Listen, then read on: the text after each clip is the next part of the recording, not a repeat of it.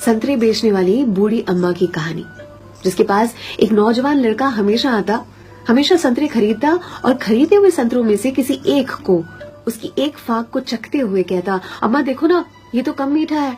और अम्मा हमेशा दूसरी फाक को चखते हुए कहती, नहीं बेटा, ये तो बराबर मीठा है। फिर भी ये लड़का बड़ी बेरुखी के साथ उसे खुले हुए संतरे को वहीं ठेले पर छोड़कर चलता बनता।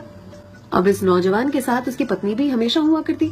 एक दिन पत्नी ने पूछा, ये जो तुम हर बार अम्मा के ठेले पर पहुंचकर नौटंकी शुरू कर देते हो, ये संतरा तो कम मीठा है, ये संतरा तो कम मीठा है। संतरे तो मैंने भी चखे हैं, बराबर होते हैं, लेकिन फिर इस नौटंकी के पीछे राज क्या है, चाहते क्या हो तुम? इस पर लड़के ने अपनी पत्नी को एक मीठी सी मुस्कान दी और कहा, मुझे भी पता है कि सारे के सारे संतरे बहुत ही मीठे होते हैं, लेकिन तुमने कभी अम्मा को देखा है?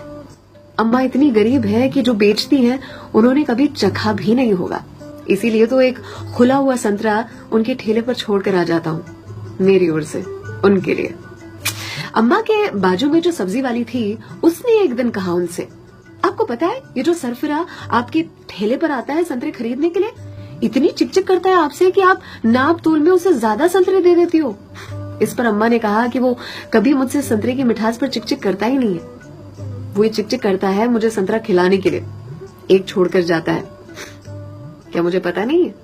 उसकी चिकचिक में भी उसकी प्यार की मिठास नजर आती है। वो कहते हैं ना कि मेरे हिस्से से ज्यादा तूने मेरी थाली में परोसा है, कितनी भी मुश्किलें दे ऊपर वाले, मुझे तुझ पे भरोसा है।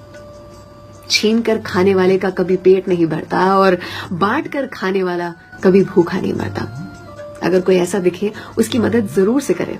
इसी को तो कहते हैं जियो दिल से।